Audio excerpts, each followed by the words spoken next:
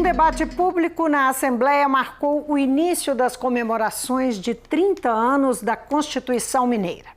Minas foi o primeiro estado brasileiro a promulgar sua carta em 21 de setembro de 1989, menos de um ano depois que a Constituição Federal de 1988 restabeleceu a democracia no país. Está conosco hoje o ex-governador e senador Antônio Anastasia, que participou intensamente da elaboração do texto constitucional de Minas. Muito bem-vindo, senador. Muito obrigado, Vivi. É um prazer e agradeço muito o convite, da oportunidade de estar aqui com vocês, participando não só do evento, mas dessa entrevista e rememorando bons tempos que tive aqui na Assembleia Constituinte de Minas Gerais. Como assessor, o senhor foi um assessor de constituinte. Sim, é verdade. O senhor, então, é capaz de, não só de perceber o que como essa Constituição serviu ao Estado e o que ela significou em termos de avanços e, eventualmente, de não ter avançado. Eu queria que o senhor falasse um pouquinho sobre isso, começando pelo significado dela para o Estado. Claro. Me permita brevemente lembrar também uma dimensão pessoal. Foi muito importante na minha trajetória esse trabalho, foi a minha primeira experiência política. Eu era da Fundação João Pinheiro, colocado à disposição da Constituinte como assessor pessoal do relator, o deputado Bonifácio Mourão, e tive uma experiência riquíssima, que me ajudou muito na minha trajetória administrativa e inclusive política posteriormente. E a Constituinte, minha cara Vivi, foi a realização de um sonho, da volta da democracia no Brasil e, ao mesmo tempo, a inserção na Carta Constitucional Mineira de demandas que por décadas estavam ali, foram barradas durante muitos anos. Então nós conseguimos colocar ali, através de um trabalho que foi feito pelos constituintes, com a assessoria do corpo técnico da Assembleia de altíssima qualificação, coordenados pela professora Maria Celli, Simões Pires, à época secretária-geral da mesa, no sentido de acolher essas demandas. Você imagina que aquele tempo, 30 anos atrás, não se falava tanto assim em participação cidadã, não havia transparência, informação, que são temas modernos. A Assembleia se preparou realizando audiências públicas, recebendo sugestões populares para os temas. E a Assembleia vivia, eu me lembro disso perfeitamente, lotada de segmentos da sociedade civil, tanto de empresários, como das organizações não governamentais, como dos municípios, dos distritos que queriam se emancipar, comunidades indígenas, das mulheres, de todos. Havia aqui, de fato, uma efervescência muito salutar para a democracia. E é claro que o texto foi um texto, no modelo constitucional da época, vasto, porque seguiu o modelo federal, abordando muitos assuntos. E por isso mesmo, ao abordar muitos assuntos, nós sabemos que o texto tende a um envelhecimento mais rápido. Por isso as emendas foram feitas posteriormente, que são naturais, porque o direito constitucional, eu dizia isso no simpósio, ele é muito dinâmico e a sociedade muda com muita rapidez. Então nós tivemos grandes avanços, eu podia citar que a parte de administração pública, com o auxílio que tivemos do professor Paulo Neves Carvalho, que foi o conselheiro, o grande consultor externo dos senhores deputados constituintes, avançou muito, inclusive com temas que hoje são modernos, como, por exemplo, o direito ao governo honesto, que naquele tempo ninguém falava nesse assunto, o princípio da moralidade. Agora, senador, a gente sabe que o texto precisa ser atualizado, mas há também uma outra questão sobre Constituição, isso vale tanto para a Constituição Federal quanto para a Mineira. Há coisas que não são implementadas. A lei infraconstitucional, ela acaba não sendo feita. O senhor vê problemas em relação à nossa Constituição nesse sentido? Nós ainda devemos alguns aspectos aí que os nossos constituintes pensaram e acabou não sendo, questões que não foram colocadas em prática realmente. Na realidade, eu acho que o que aconteceu? Houve em Minas Gerais houve uma circunstância muito especial, que a Constituição foi promulgada em setembro, 21 de setembro, Constituição da Primavera de 89, e no ano seguinte houve uma eleição para o governo do Estado, e foi eleito o governador Hélio Garcia, cujo coordenador de programa era o professor Paulo Paiva, depois ministro do Trabalho, ministro do Planejamento, e ele tomou como cerne, como secretário do Planejamento, de implementar a Constituição. Então nós tivemos muitas iniciativas positivas. Vou dar um exemplo. Minas foi o primeiro estado a criar um sistema de defesa social. Depois veio a Secretaria de Defesa Social. O primeiro Estado a criar a Comissão de Compatibilização Orçamentária dos Poderes, que é um sucesso, funcionou durante muitos anos muito bem, como algodão entre os cristais em questões orçamentárias. A lei do plano plurianual foi criada na Constituição um plano mineiro de desenvolvimento integrado, prévio ainda à questão do planejamento. Então, acho que avançou-se muito e praticamente todos os aspectos, claro, foram colocados. Tivemos algumas dificuldades. Há um tema muito caro, que a professora Mariatelli abordou no simpósio, muito difícil, que é o tema da regionalização. Mesmo assim, foram criadas já as autarquias regionais da região metropolitana e do Vale do Aço. Depois nós tivemos também a própria configuração jurídica da região metropolitana de Belo Horizonte, que começou na década de 90. Então, acho que a Constituição Mineira na sua inteireza. E nós não tivemos aqui, felizmente, mercê talvez da experiência federal, alguns arrojos, digamos assim, como foi o caso da União Federal, da Constituição Federal, que resolveu pôr no texto a limitação dos juros. Lembra-se disso. Colocou uma limitação de juros na Constituição, que aquilo logo depois caiu em desuso. Então, o Constituinte Mineiro foi mais sábio, foi mais equilibrado. Era o pânico da inflação na época. Pânico da inflação na época, mas ninguém muda juros por lei, ainda mais por Constituição. Então, eu tenho a impressão que aqui nós colocamos, de fato, textos mais palatáveis, mas de fato muito extensa. E sendo muito extensa, em muitos aspectos, é claro que há sempre uma dificuldade de implementação, especialmente no Brasil, com tantos problemas econômicos. O senhor falou da mudança da lei por conta de envelhecimento, mas há também mudanças que são de acordo com as necessidades e circunstâncias do Estado ou do pensamento do governante de plantão. Claro. Por exemplo, o governador Romeu Zema pretende mandar para a Assembleia uma emenda constitucional alterando um texto que prevê o referendo para que, no caso de privatização da CEMIG. Como é que o senhor vê essa proposta de retirar esse referendo? O referendo figura lá como uma conquista popular. A população tem o direito de opinar sobre o assunto. Na realidade, é bom relembrar um pouco a história. Esse referendo não estava no texto original de 89. Ele veio no tempo do governador Itamar Franco, em razão daquele conflito que o governador Itamar tinha com o governo federal a respeito de Furnas. E para, então, demonstrar que ele não tinha nenhuma pretensão de privatizar as empresas estatais, ele fez um dispositivo de autoria dele, com apoio maciço à época da Assembleia, de garantir, de fato, que não bastaria autorização legislativa. Haveria necessidade de um referendo popular para essa medida, o que é, de fato, vamos dizer assim, algo mais exótico e no direito constitucional. Isso não é comum, o referendo para privatizar uma empresa. A União Federal está fazendo agora por leis federais. Inclusive, o Supremo entendeu que nem precisa de lei para subsidiárias, só para as empresas principais. O governador Zema foi eleito com essa bandeira. Justiça será feita. Eu era o candidato que fui derrotado. A minha posição foi muito pública, muito clara, a posição ser contrária à privatização da CEMIG e da Compasa, sabendo que a CEMIG é hoje um grande sistema de empresas, que todas que estão ali de baixo podem ser privatizadas, eu acho que isso é correto, Light, Taesa e outras tantas, mas a CEMIG, ela própria, eu sempre defendi a tese que não deveria ser privatizada. E a Compasa está sendo modificada agora pela Lei Federal do Saneamento, que vai modificar muito o panorama jurídico dessas empresas. Agora, o governador tem legitimidade para propor, porque ele ganhou as eleições e com essa bandeira. Então, caberá aos deputados agora essa decisão. Eu, pessoalmente, mantenho a minha posição pessoal. Eu acho que a CEMIG não deve ser privatizada e acredito que o governo federal, nas tratativas em relação à renegociação da dívida e melhor, com a pactuação do acordo, que os outros estados estão fazendo também, o governador poderia, eventualmente, caso assim entenda adequado, fazer uma negociação dessas outras tantas empresas que o estado tem. Mas é claro que isso caberá à sua decisão. Nisso. Mas isso deverá caber a ele e à sua equipe de governo. O Senado está num momento de bastante efervescência, tem muita coisa acontecendo lá, ganhou os holofotes. Vamos falar em reforma da Previdência, a PEC paralela que vem acolhendo uma série de mudanças que não estão no texto principal, como estratégia para fazer a reforma da Previdência ser aprovada ainda em outubro, pelo menos é o que se projeta, não é?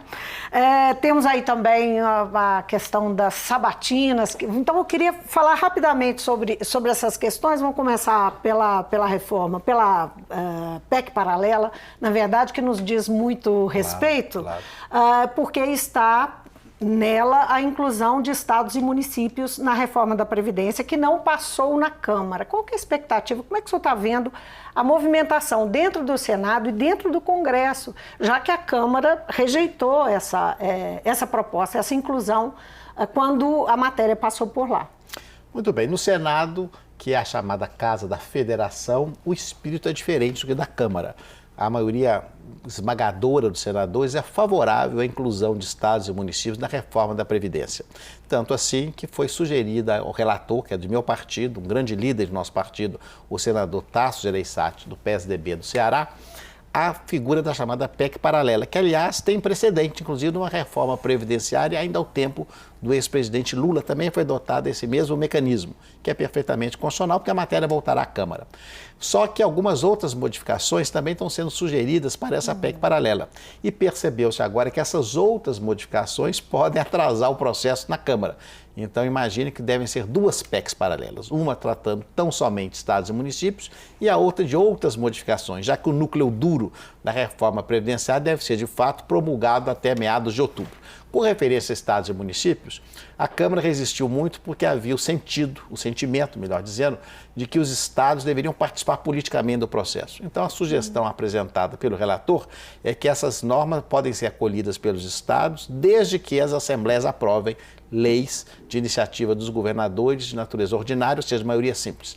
Parece que isso atenderá aos senhores deputados, dá um clima favorável de expectativa. Quer dizer, tem que ter um aval no Estado. Tem que ter um aval no Estado formal. Pela Assembleia Legislativa. Iniciativa do governador e apoio da Assembleia. Agora é difícil, né, deputado?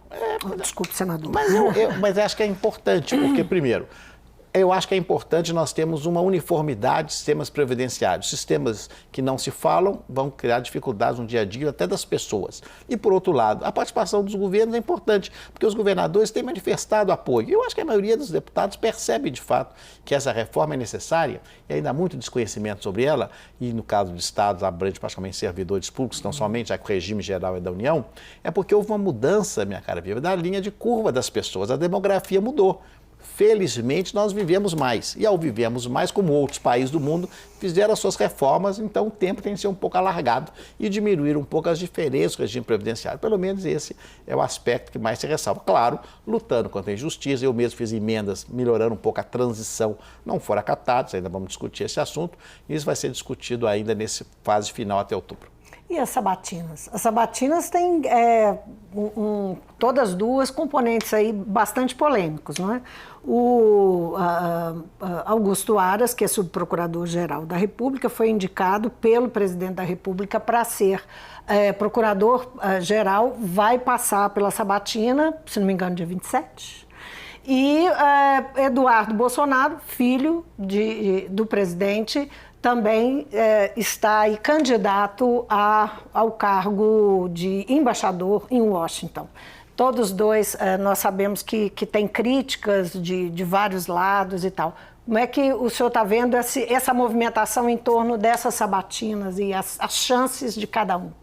Tudo bem, minha cara Bia. Primeiro, nós temos uma sabatina, de fato, que é do procurador Augusto Aras, indicado para procurador-geral da República. A notícia que eu tenho, na conversa que falo com meus pais, é que não vai haver muito problema. Ele é uma pessoa gabaritada, ele está no último cargo da carreira, não há nada que o desabone, ao contrário, parece que é trabalhador, professor, doutor em Direito, tem uma carreira longa no Ministério Público. Mas desagradou o Ministério Público Federal, né? De fato, há um problema da lista, só que a lista não é lei, não está na Constituição, o cargo é de escolha privativa do presidente da República. Eu sou muito formalista em certo aspecto. O presidente podia escolher, de fato, a Constituição lhe daria esse direito, quem quisesse. E ele escolheu um procurador que tem todas as condições. Então, a notícia que eu tenho no Senado é muito favorável. Só para esclarecer quem está nos acompanhando, claro. A lista é a lista tríplice, que desde 2003 começou ainda com Lula, não é? Ele escolhia o primeiro indicado, o primeiro da lista, e ele fez isso nos dois governos, depois a presidente Dilma, e Temer também só não escolheu o primeiro. Exatamente, mas é bom lembrar que a lista não é uma lista oficial, digamos assim, ela é feita pela Associação Nacional dos Procuradores da República. Ao contrário da lista aqui dos estados, onde o Conselho Superior do Ministério Público faz uma consulta formal e a lei assim disciplina e encaminha ao governador e o governador escolhe um dos três e não pode escolher um quarto, lá não, é uma lista como um indicativo, digamos assim. Não vincula o presidente. Então, Eu que tenho uma posição de independência em relação ao governo, ou seja, não sou nem oposição, nem situação, apoiando aquilo que eu acho correto e discordando do que eu acho errado, e aliás tenho achado muitas coisas erradas, eu acho que nesse caso não há o que discutir. Ele falou em um procurador, desculpa, ele falou em um procurador alinhado, o presidente falou, alinhado com o pensamento dele. Não há dúvida que é um equívoco, a meu juízo. Por que motivo? O procurador não é alinhado com A ou com B. O procurador é alinhado com a lei, com a norma, ele é o chefe do Ministério Público. Então a sabatina servirá para nós percebermos a qualidade do doutor Augusto. Eu sou membro titular da CCJ, vou ter a oportunidade de sabatiná-lo e vamos aguardar. As notícias que eu tenho de amigos em comum que o conhecem bem, que é uma pessoa muito preparada, muito equilibrado, e eu gosto muito de equilíbrio e bom senso. Então, acho que isso é um ponto positivo. Agora, a outra sabatina... O senhor também é membro da Comissão de Relações Internacionais. Sou membro titular também da Comissão de Relações Exteriores. Mas a outra sabatina, por hora, ainda não existe. Não houve indicação formal. O que há é uma conversa, um intuito, mas ainda não se formalizou. Eu tenho até me reservado de não fazer comentários, porque, primeiro, não há indicação. E, segundo, no caso específico do deputado Eduardo Bolsonaro, ele, como não é da carreira, ele tem de ser sabatinado para demonstrar o conhecimento. Vários já se manifestaram a favor ou contra. Eu já disse publicamente que vou aguardar a sabatina para perceber o seu preparo, para então tomar uma decisão, caso ele venha a ser indicado. O Congresso vai analisar também os vetos, né? Tem um prazo aí para analisar os vetos ao projeto de abuso de autoridade. Esse pode ser mais um momento de atrito entre o Legislativo e o Executivo? O senhor está vendo isso pela frente? Eu acho a sua pergunta boa, Vivian, pelo seguinte, porque tudo que se faz hoje, relação do Legislativo com o Executivo, falam que é atrito. Mas não é atrito, é o funcionamento normal dos poderes.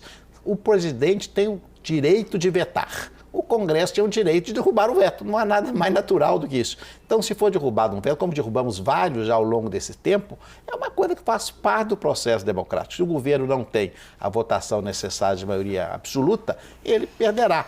Como, por exemplo, perdeu ao baixar um decreto autorizando armar os brasileiros, todos os brasileiros.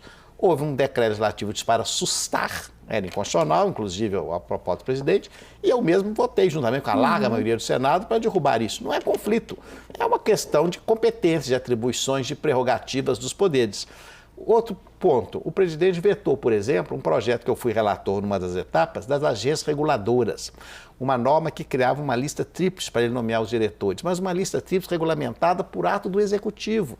Então, a verdade, ali houve um equívoco para o Executivo. A lista protegia o Executivo, não o manietava, não colocava qualquer tipo de controle na sua escolha.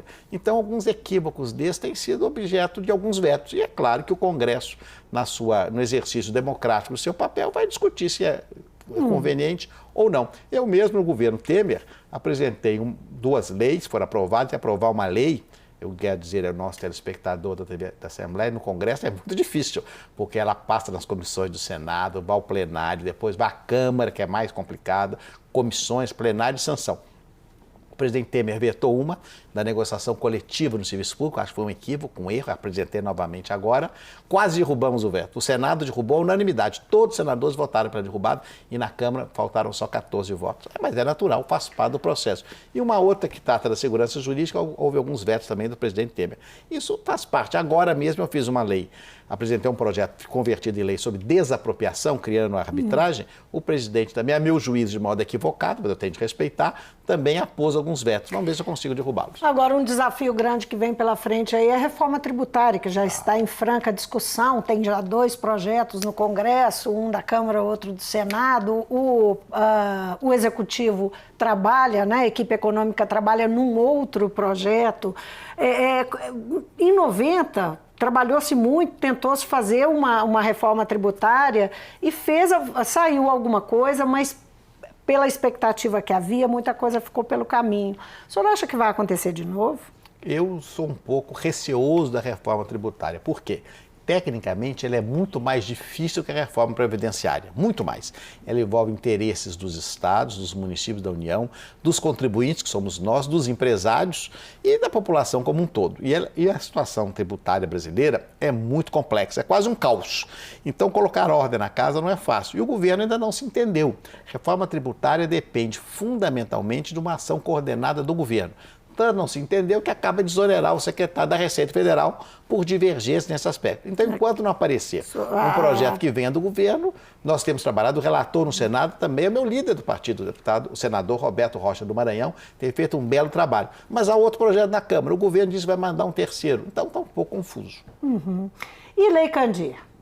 Como é que andam as coisas? Eu sei que o senhor é signatário de uma PEC, né, que trata do assunto. Na verdade, eu sou autor dela, porque a Lei Candir, ela dá tantos males aos estados exportadores, Minas Gerais entre eles, que o senador Flecha, que era senador pelo Pará, apresentou há uns anos atrás uma PEC para extinção sumária da Lei Candir.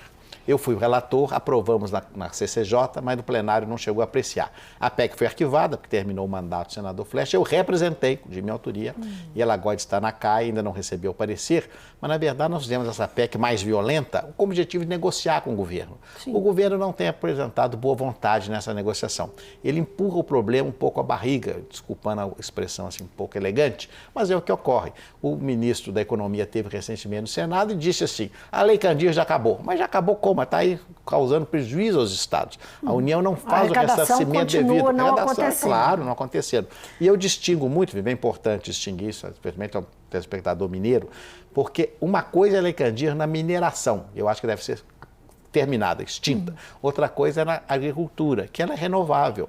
Na agricultura, nós não podemos acabar com ela. Tem que haver um processo de transição com o ressarcimento pela União. Então, acho que isso é que é objeto de negociação. Mas a reforma tributária seria o locus adequado para isso, desde que o governo, reitero, assuma o controle da situação e o comando dessas negociações. Senador, falar do partido, o senhor pretende continuar no PSDB? Correu muito boato aí que o senhor está saindo do PSDB, indo para outro partido. O que o senhor pretende fazer? Vai ficar? Vai sair? Bem, é natural que esses boatos ocorram, porque nós todos fazemos parte hoje de um grupo partidário que está muito multifacetado no Brasil. De fato, eu acho muito ruim. Nós temos mais de 30 partidos hoje no Brasil funcionando. As medidas que aprovamos tendem, a médio prazo, a reduzir fim da coligação proporcional, a determinação da cláusula de barreira, isso vai diminuir os partidos. Mas, por enquanto, o número é muito grande. E é natural no Senado, onde não há necessidade da chamada fidelidade partidária, o senador pode, por ser um cargo majoritário, trocar de partido ao seu alvedrio, teoricamente, mudar de partido. Já tivemos 11 senadores que mudaram. Eu não tenho essa pretensão de fazer essa mudança. Os boatos surgem. De onde que surge? É natural que surja, porque a pessoa convida para um, convida para outro. Isso é natural lá no Senado. Os partidos estão todos tentando se fortalecer. Tem alguma relação com o comando do partido que foi assumido de uma forma bastante clara pelas lideranças paulistas e o evento recente, de ter sido apresentado o pedido de expulsão do deputado Aécio Neves do partido, que acabou sendo rejeitado pela executiva. Tem alguma relação com isso, a origem desses boatos? Não, até porque o boato é muito anterior a isso tudo. Na verdade, esse boato saiu de algumas entrevistas feitas por lideranças do PSD, em especial, que é um partido que eu tenho grande apreço. É bom lembrar que na eleição do ano passado, eu, candidato pelo PSDB, tinha o meu candidato a vice do PSD. Meus 2 suplentes no Senado são do PSD. O PSD integrou meu governo no Estado com vários secretários. Então, a relação com o PSD é a melhor possível. E o meu relacionamento pessoal com o prefeito Alexandre Calil, todos sabem, é muito bom. O Alexandre Calil foi recentemente para o PSD. Então é uma liderança importante que eu respeito muito, acredito, inclusive, e já tenho manifestado isso publicamente, que deve ser reeleito, acho que ele faz uma bela administração em Belo Horizonte, deve ser reeleito, tem toda a minha simpatia. Então surgem esses boatos, especulações são próprias do... Ele chegou a falar que ia implorar de joelhos, mas é o estilo que nós conhecemos, o estilo do prefeito Calil, pela sua amizade, o carinho que tem. Mas nós estamos aguardando. E a direção nacional do partido era de São Paulo, e agora é de Pernambuco. Era o governador Alckmin, com quem eu tenho um relacionamento excelente, e agora é o deputado Bruno Araújo, também de Pernambuco, tem esse bom relacionamento. Então não há nenhum problema. Com uma liderança forte do Dória. Do Dória, que é uma pessoa muito próxima a nós. Então eu acho que o relacionamento é bom, até porque eu acho que num segundo momento, não agora, mas no caminhar das coisas, PSDB, Democratas, PSD e outros partidos vão formar um grande bloco de centro, porque o mais importante a essa altura não é saber se eu estou filiado ao partido A, B, C ou D e outros colegas, é todos nós que temos uma visão de centro, ou seja, que não comungamos nem com a extrema direita, nem com a extrema esquerda, ou seja, que estamos no centro positivo, democrático, um centro que eu chamo de radical, no sentido positivo da palavra de raiz, que nós temos equilíbrio e bom senso, nós devemos trabalhar juntos, porque esse radicalismo de um lado e de outro acaba alimentando mais radicalismo, e para o Brasil é péssimo. Pois é, a propósito disso, só para a gente encerrar, eu queria que o senhor desse uma palavrinha, porque o nosso tempo está apertado. Nós estamos num momento político bastante delicado, não é? Ascendeu ao poder essa extrema-direita, como nós, de fato, o Brasil nunca tinha visto antes. Fala-se muito de um temor da perda, do enfraquecimento da democracia, da ameaça ao Estado de Direito. Eu queria saber o que o senhor pensa sobre isso, quais são suas preocupações, se o senhor comunga dessas preocupações. Não, eu não comungo de preocupações da natureza, porque eu acredito e confio muito na democracia brasileira. Acabo de participar de um seminário parlamentar na Inglaterra recentemente, onde isso foi discutido, que esse mesmo drama que se vive no Brasil hoje está ocorrendo em vários países europeus e até nos Estados Unidos. Mas as instituições são mais sólidas, são mais fortes. Houve uma eleição, o presidente as venceu legitimamente, tem toda a legitimidade de governar o Brasil, e ele tem as suas posições. O meu partido, que é o PSDB, o apoia nas questões econômicas. A pauta econômica, grosso modo, é apoiada pelo PSDB. Mas a outra pauta, que é uma pauta que vai de costumes, questões sociais, de educação, de não apoio às universidades federais, por exemplo, que nós discordamos radicalmente e fazemos oposição firme nesse ponto. Agora, eu acredito que as junções são fortes. E é um rodízio de poder. Daqui a 3 anos teremos novas eleições e aí o povo brasileiro novamente, democraticamente, vai decidir. Eu não acredito que tenhamos qualquer tipo de ruptura de ordem constitucional ou democrática que confie nas nossas instituições. Senador, foi um prazer ter o senhor aqui no Mundo Político. Muito obrigado, Vivi. O prazer foi meu. Eu que agradeço.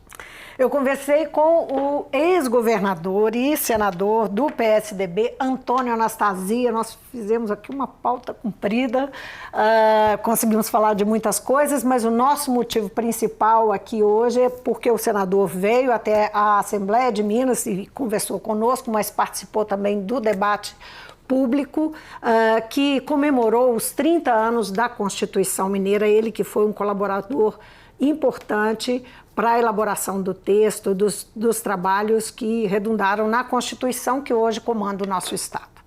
O Mundo Político fica por aqui. Se você quiser rever essa entrevista, é só acessar o nosso site ou o YouTube para falar conosco por e-mail ou Twitter. Obrigada pela companhia. Até a próxima.